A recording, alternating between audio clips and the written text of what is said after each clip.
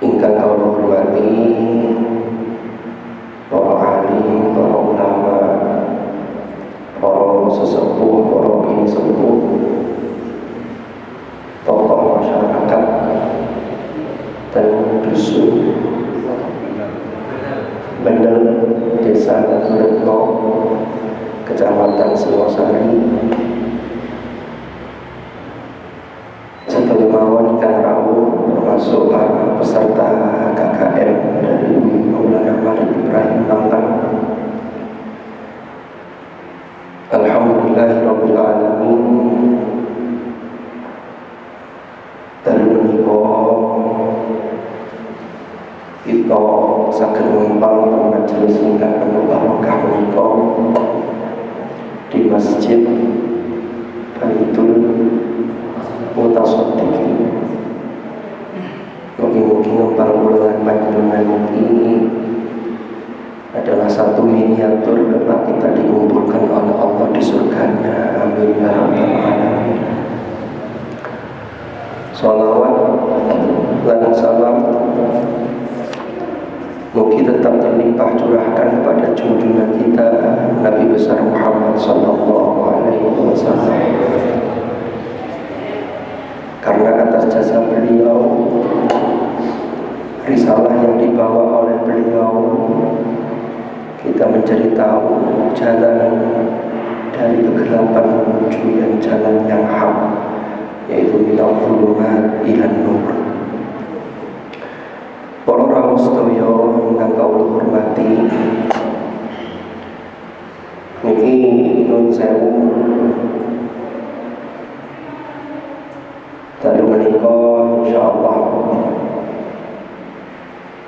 kita niki badhe bahas tentang terkait dengan kesalehan seseorang, yang nanti solehnya seseorang itu berdampak kepada anak cucu sekaligus.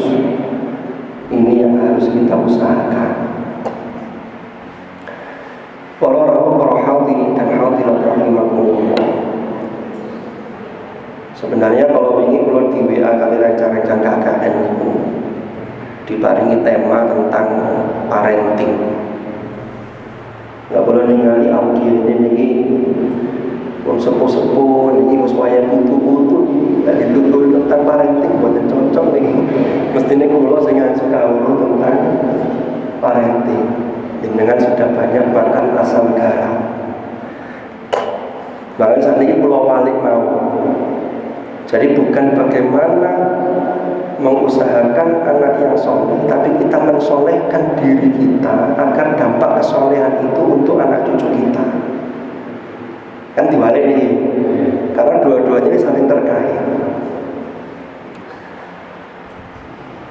Kalau berangkat saking ayat di surah Al-Kahf teng awal juz 16. Allah ini berdawuh, a'udzu billahi minasyaitonir rajim. Wa ammal jidar fakana li ghulamaini yatimaini fil madinati wa kana tahtahu kanzun lahumā wa kana abūhumā ṣāliḥan. Al-ayat. Ayat ini adalah rangkaian panjang yang menjelaskan tentang episode atau peristiwa yang dialami oleh Nabiullah Musa dengan Nabi Khidir. Dan dengan setiap Jumat maos Al-Kahfi ini insyaallah ayat ini familiar, sudah sering dengar. Karena surah Al-Kahfi ini kan memang diperintahkan oleh Hadratur Rasul untuk dibaca di malam Jumat atau di hari Jumat. Man qara'a suratal kahfi lailatal jumu'ah atau yaumal jumu'ah adha'a lahu nuran bainahu wa bainal baitil atiq. Terus singkat cerita, Nabi Musa itu kan diperintah oleh Allah berguru datang Nabi Khidir. Sampai akhirnya karena sudah bertekad diuji. Ujiannya ketika itu sederhana, gak oleh takok. Pertama, naik kapal dilubangi, Nabi Musa tanya, protes. Gagal satu. Surat peringatan pertama. Wonten lari alit, gak duwe dosa, gak duwe apa-apa, arek alit iki. Moro-moro lari niku dipateni. Kali Nabi Khidir, Nabi Musa protes. Wes kedua. Terus yang ketiga, niku wonten pager atau tembok yang roboh.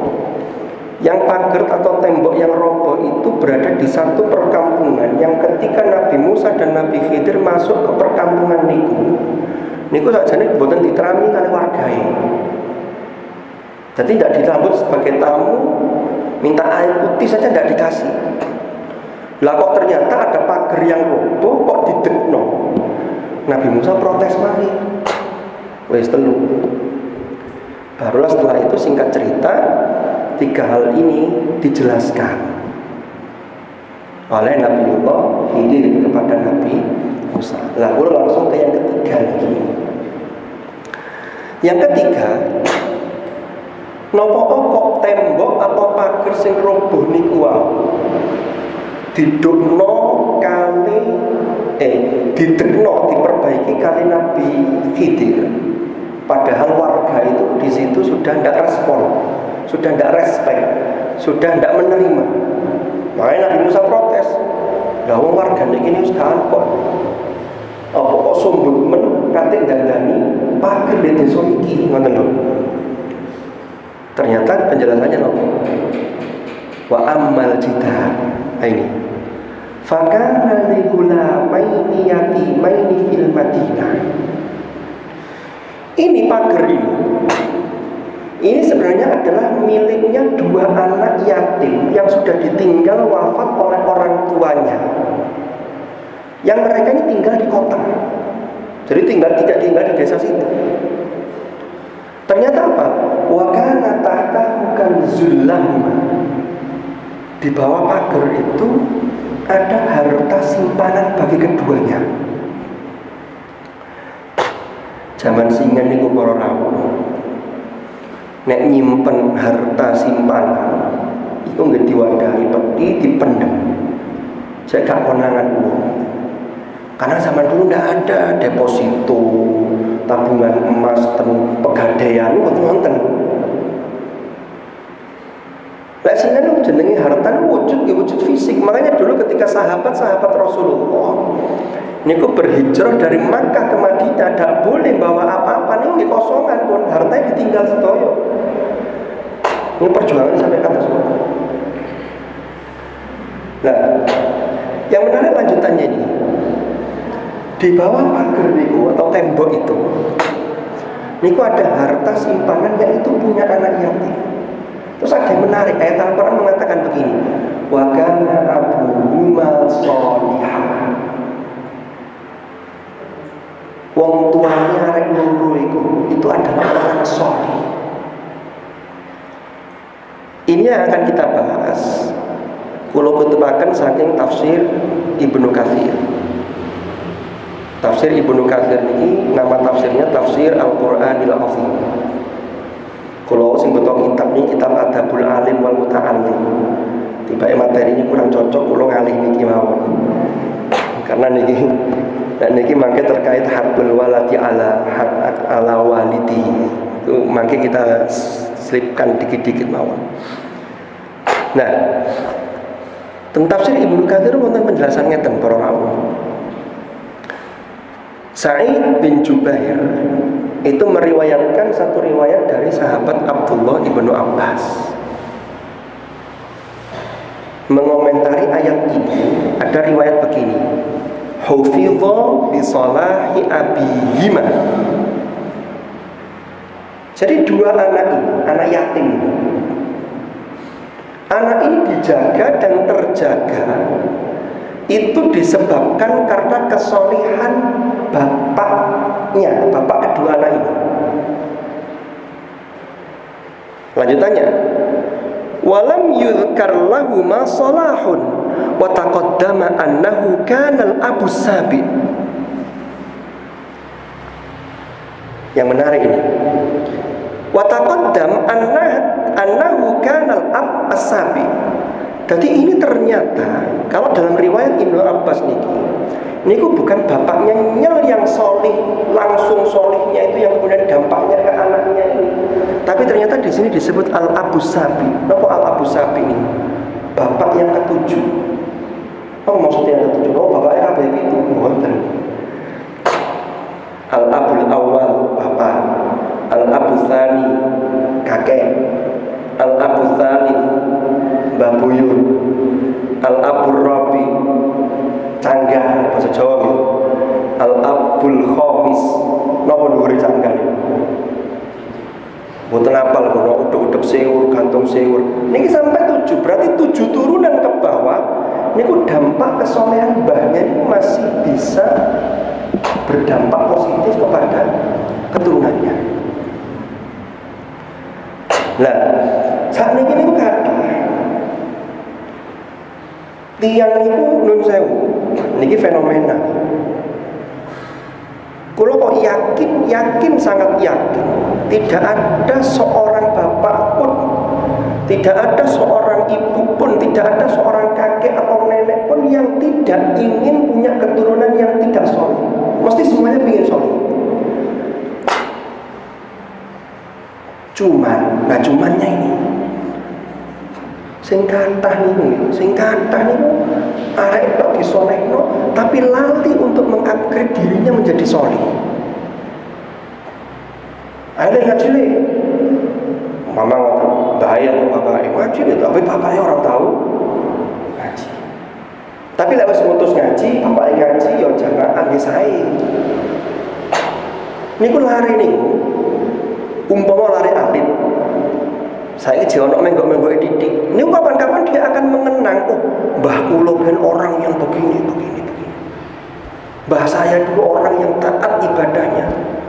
Kok nek larinya pun saged mikir. Iku larinya kadang-kadang ini. Ayo aku mosok yo ngene padahal mbahku biyen niku wong alim, mbahku biyen niku wong saleh. Nggih. Jadi ini kita perkuat dengan ayat yang lain yang ada di dalam surah Al-Ahqaf. Kita lihat sekarang.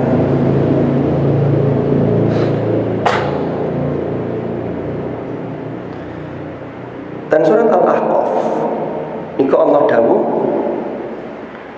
wa wasainal insana biwalidayhi ihsana hamalathu ummuhu kurhan wa wada'athu kurhan wa hamluhu wa fisaluhu 30 syahra hatta idza balagha ashuddahu wa balagha 40 sana qala rabbi awzi'ni an ashkura ni'mataka allati an'amta 'alayya wa 'ala walidayya wa an a'mala salihan tardahu wa aslih li fi dhurriyyati inni tubtu ilaika wa inni minal muslimin. Nah, artinya terjemahannya wa wasainal insana biwalidayhi ihsana. Kami berpesan Allah nang menungso agar berbuat ihsan kepada kedua orang tua. Hamalathu ummuhu kurha wa wada'athu kurha. Dielingaken. Ibu itu mengandung dia itu kurha wa wada'athu kurha. Kurha niku karihayak rohu kurhan niku makna asalnya itu gak nyaman, gak enak. Tiang hamil nih, jari ini nih ya, belum jari nanti hamil. Niku mengkurang boten saged. Napa nggih? Boten saged nomane 8 bulan 9 bulan boten saged bahaya mengkurang. Kayak miring ketekan, miring maneh lho. Mulai bayi jaban apa janin mulai membesar niku. Makanya biasanya yang hamil niku ibu-ibu niku. Boleh wis lahir niku cita-citae ate turun jebablah kali mengkurep sing bebas ngoten. Malah pas tasih hamil mboten saged. Niku berat niku para. Nah ibu-ibu ini sampun berat, maka ini pun pengalaman saya dengan pun melewati masa-masa ini. Ini pas masih yang KKN yang belum melewati. Maka peran suami, peran bapak ini yang harus bagaimana agar kondisi kejiwaan ibu hamil terjaga dengan baik. Karena kalau boten saya ini pengaruhnya dan janin ini luar biasa. Lanjutannya, wa hamluhu wa fisaluhu 30 syahr.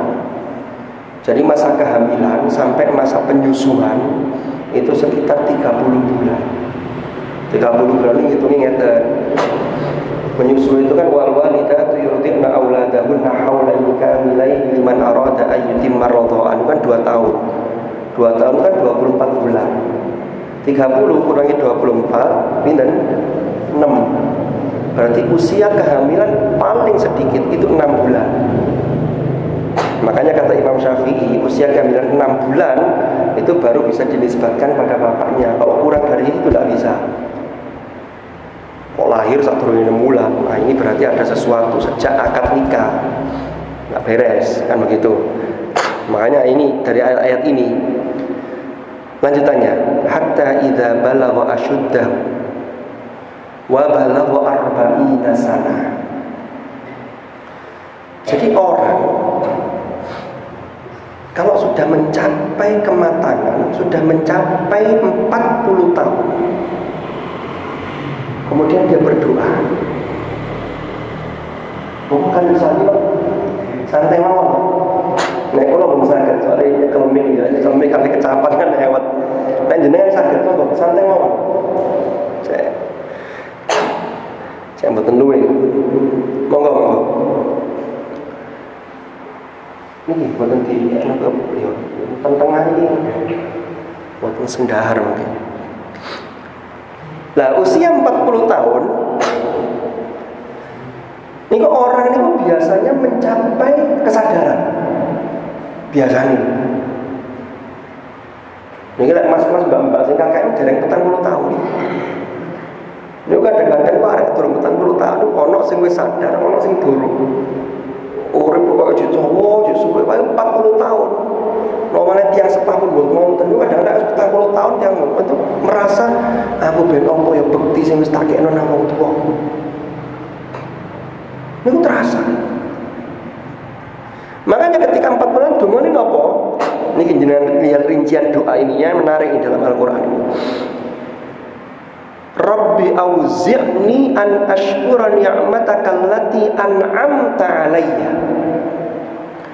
Ya Allah, anugerahkanlah kepadaku agar aku ini senantiasa bisa mensyukuri nikmat yang telah Engkau anugerahkan kepadaku. Berarti 40 tahun itu menjadi satu titik tolak uangnya kudu bener. Nek wis 40 tahun kok jegak bener, niku biasanya nonton yang wangel. Dan masyarakat yang nonton biasanya para rawuh. Biasanya loh. 40 tahun, 45, 50 ngeruweti niku wangel ditoto. Biasanya lho nggih ngapunten lho, kula mboten sampe daerah mriki lho nggih. Kula mboten nyindir sinten-sinten, tapi ini biasanya ngoten. Dijak apik ruweti ae. Makanya umur 40 niki harus menjadi satu tonggak untuk auzi'ni an ashkura ni'mataka allati an'amta 'alayya. Berarti kan begini, pesan tersiratnya. Berarti saat durunge 40 tahun. Ini yang belum 40 nih, yang masih KKM ini. Itu kudu disiapno sehingga umur 40 itu sudah jejak, sudah siap, sehingga betul-betul hidup ini sudah jalan dan itu kesyukuran kepada Allah. Disitulah. Karena yang boten disiapakan. 40 50 cek lingkungan. Cek belum jejak. Kan ngoten. Nah, wa ala walidayya. Jadi mulai ada kesadaran. Kadang ini wonten lare niku sing Masya Allah umur selawe, umur 20, umur 30 itu namun tua gak patah rekan dilingno. Tapi tetap kita sebagai orang tua harus tetap memberi contoh dengan tadi caranya. Ya apa caranya mensolehkan diri kita sama kita memberi contoh tetap ngilingno dan didongakno. Ini sih kalau orang lepas. Jenengan harus yakin bahwa ada dampak kesolehan yang jenengan lakukan itu untuk putra jenengan, untuk putu jenengan, untuk dzurriyyah jenengan. Tetap didongakno. Nggih. Karena tugas manusia itu ikhtiar. Nek hasilnya itu serahkan ke pengisan dan manusia. Kita lanjut. Wa ala walidayya. Lah umur sekawan dosa nih. Biasanya di sini orang kemudian betul-betul menyadari. Ya Allah, petang bulu wis mulai duwe anak. Petang bulu wis ngerti rasane ngeramut anak. Biyen eling zaman cilikan ben mbok wedhik biyen. Iya yo ben aku mbok wedhik nang untuk saja anakku koyo ngene ya Allah, paring sabar ya Allah. Jenengan kadang-kadang nyeneni putra, nyeneni putu iku lali nek awake dhewe luwih gedhe timbang putrane. Tapi kan akhirnya balik. Wis bismillah balik maneh. Yang penting dungane kalau lepas. Yang penting berusaha untuk mensolehkan diri kita, tidak boleh berhenti. Makanya umur 60 ini kemudian sadar. Wa ala walidayya. Ya, minta dianugerahi pada Allah untuk bisa mensyukuri nikmat yang juga dianugerahkan kepada kedua orang tua kami. Sing tiyang sepatase wonten segera perbaiki umpama ada hubungan yang tidak baik dengan orang tua, termasuk dengan mertua. Kadang-kadang saat ini kan kadang-kadang terpengaruh film, sinetron. Jadi kaya-kaya itu mertua itu hanya digawe musuhan. Ini wonten men film wonten. Sehingga sebelum menikah kadang-kadang mbak-mbaknya itu sudah mikir, aku kok gak mau tinggal di rumah mertua, medeni loh. Padahal mboten mesti ngoten. Bahkan kita ini kadang-kadang belum melakukan sesuatu kan sudah takut karena ada informasi yang tidak tepat.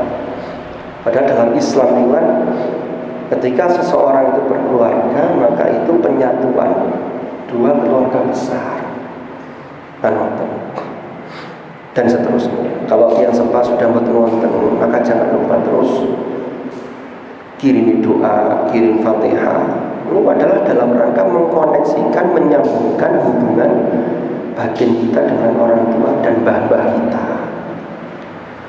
Wa an a'mala sholihan tardo. Nah ini minta kepada Allah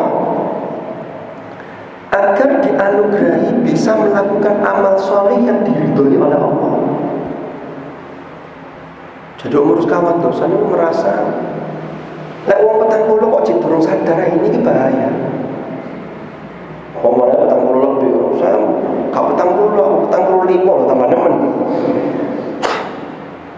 Sakit tambah nemen, dhuwure tambah nemen. Terus mestinya ini sudah harus diterapkan wa an a'mala sholihan tardo.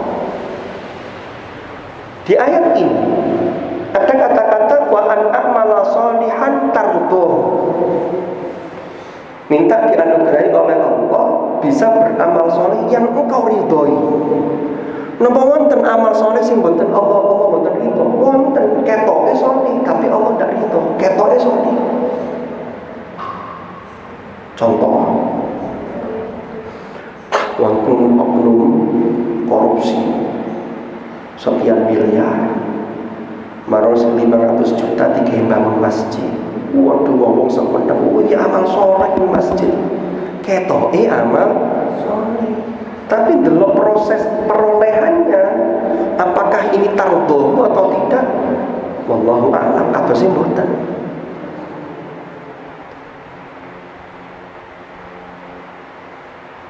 Kenapa kok di sini juga minta wa an a'mala sholihan salihan tardo, karena amal soleh itulah nanti yang juga akan mengantar kita ketika kita sudah menghadap Allah.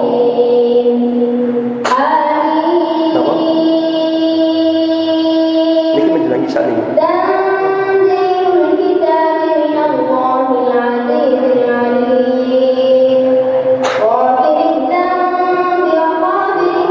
Sudah sampai menit mana ini? 19.10 Isya nih. Oke, sudah sampai menit mana? Kedik mana? Betul nopo santai mau. Para rawuh, para hadirin dan hadirat rahimakumullah. Dan hadis Rasulullah Sallallahu Alaihi Wasallam dengan Rasulullah nanti dahulu ini sangat masyhur sekali, sering diwaos ketika wonten tiang pecah, tiang jatuh. Idza mata ibnu Adam inqata'a 'amaluhu illa min thalathin, shadaqatin jariyatin aw ilmin yuntafa'u bi aw waladin shalihin yad'u lahu. Jadi tiang niku nek pun sedo niku wis boten saged melakukan amal. Hanya sifatnya pasif. Pasif income, jadi dia menunggu kiriman dari apa? Pertama sedekah jariyah. Sedekah niku jariyatin langsung disifati jariyah yang mengalir. Karena sedekah jenengan itu otomatis nanti mengalir. Jenengan nanti jariyah ke masjid ini. Titik jari ke masjid ini selama masih terus dipakai, maka itu akan mengalir terus. Yang kedua, aw ilmin yuntafa'u bih, atau ilmu. Nah, ilmu ini yuntafa itu di situ menggunakan fi'il, kata kerja. Kalau ilmu yang kita sampaikan itu kemudian yuntafa'u bih. Pertama, yuntafa'u bih itu ilmu yang kita miliki itu bermanfaat untuk diri kita sehingga bisa mensupport amal kita. Yang kedua, ilmu yang kita ajarkan itu dipraktekkan oleh orang lain yang baik-baik, itu juga bisa mensupport. Yang ketiga, waladin sholihin. Waladin sholihin saja itu bisa mensupport.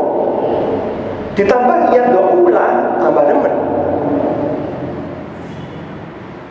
Jadi walad sholih itu termasuk itu yang dalam surah Yasin disebutkan inna nahnu nuhyil mauta wa naktubu ma qaddamu wa atharahu. Jadi atharnya kata termasuk kita meninggalkan anak-anak yang sholih. Kan begitu. Kembali lagi ke sini. Nah, yang ingin saya tekankan itu di lanjutannya ini, wa aslih li fi dzurriyyati. Aslih li fi dzurriyyati ini menapa? Niki minta kepada Allah, ya Allah aslih, perbagus li bagiku fi dzurriyyati dalam hal keturunan. Ulama tafsir itu menjelaskan maknanya bisa dua sisi. Pertama, aslih li fi dzurriyyati itu adalah kesolehan panjenengan itu berdampak pada keturunan panjenengan, seperti yang dalam surah Al-Kahfi tadi. Contoh kecil saja, ada seorang kiai besar, tokoh, punya keturunan beberapa. Pokok gak nemen-nemen ngelanggari, apalagi saya melanggar syariat. Enggak melanggar syariat, tapi keturunan keberapa. Itu orang-orang akan tetap melihat sosok mbahnya dulu. Itu ngawur, itu putune yai gede, masih begitu. Asalkan dia tetap bisa menjaga bagaimana keturunan atau mbah-mbahnya itu punya nama besar, bukan sekedar untuk dibangga-banggakan. Banyak bentuknya kesalehan yang kemudian bisa memberi dampak kepada anak cucu. Atau yang kedua, wa aslih li fi dzurriyyati ini nyata. Aslih li itu perbagus untukku, itu dampak dari anak keturunan. Seandainya nyata orang anak itu tentang Al-Quran itu kan disebut dengan beberapa hal. Wonten surah Al-Kahfi Allah berfirman, al-malu wal banuna zinatul hayatid dunya. harta dan anak-anak itu menjadi pepaisin dunia, perhiasan. Artinya kalau hanya menjadi perhiasan dunia, nanti di akhirat tidak bisa memberikan sumbangsi apa-apa. Ojo sampai sehingga terjadi. Dua anak itu prestasi ini kuatah dibangga-banggakan cerita juara iki. Tapi tidak ada yang berdampak untuk akhirat. Sholat keter, ngaji gak iso, maca Quran gak iso. Terus apa sing akan asli livi dzurriyyati. Disebutkan lagi di Al-Quran, innama amwalukum wa auladukum fitnah. Kalau di ayat lain adalah ada ya'lamu annama al-hayatu ya'lamu annama amwalukum wa auladukum fitnah. Ketahuilah bahwasannya harta-harta kalian dan anak-anak kalian itu berpotensi menjadi ujian bagi kalian.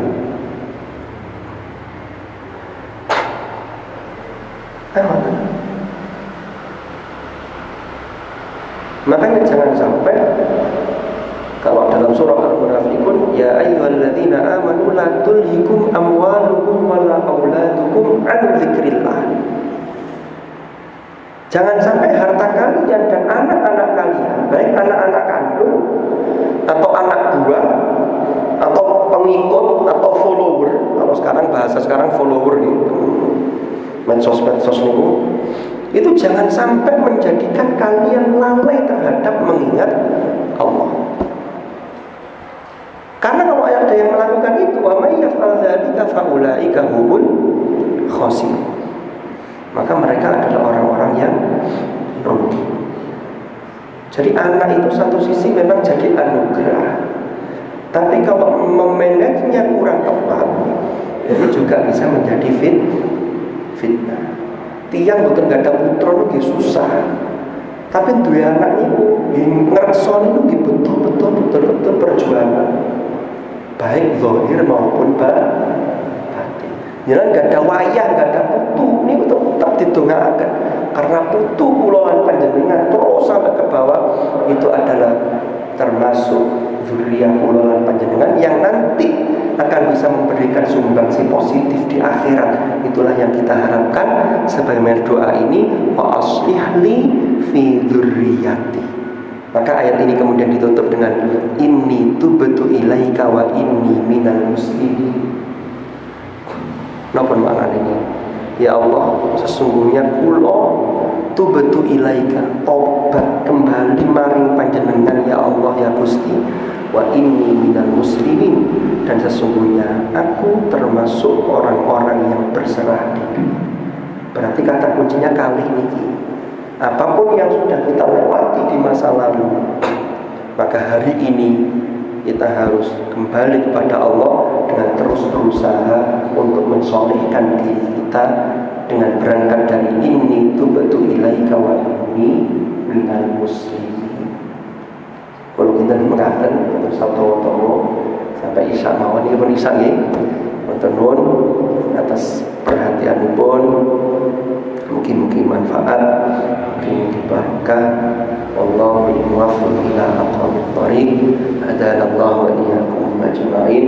Al-afwa minkum. Assalamualaikum warahmatullahi wabarakatuh.